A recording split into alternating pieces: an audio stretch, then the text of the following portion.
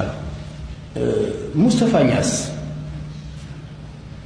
Moustapha Niasse, il y a deux dossiers contre. Le premier dossier, c'est l'achat de sa maison, de la maison qui se trouve sur la Corniche. Si vous vous souvenez, il a expliqué il y a 2 ou 3 ans à la presse sénégalaise qu'il avait acheté.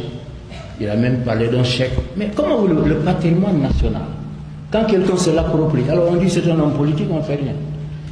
C'est Senghor qui, à un moment donné, avait décidé de vendre les biens, surtout ces maisons de femmes qui étaient occupées par les assistants techniques français quand ils sont partis. Et il a pris un décret attribuant ces maisons, et c'est là-dessus que les gens se sont basés pour acheter ces maisons. À quel prix? 11 millions, payable en 19 mensualités. Mais enfin, quand même, 11 millions, payable en 19 mensualités. C'est un don. Et l'État doit être défendu. Ce n'est pas acceptable. Alors, mais aussi, en tant que ministre des Affaires étrangères, il avait ouvert un bureau consulaire à Hong Kong pour vendre des passeports aux Chinois.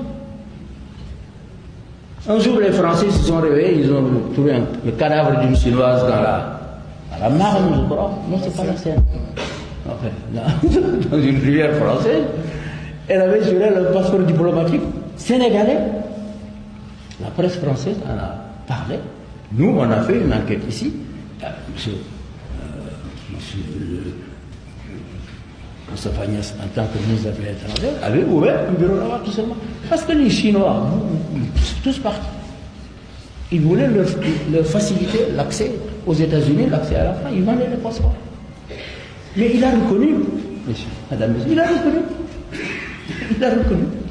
Mais il a dit qu'il a versé l'argent au trésor. Alors, moi, je lui demande seulement de rapporter la preuve. C'est pas le fait d'avoir vendu des passeports. Alors, il dit, voilà, aux États-Unis, on vend les passeports, je ne sais pas combien, etc. Tout ça.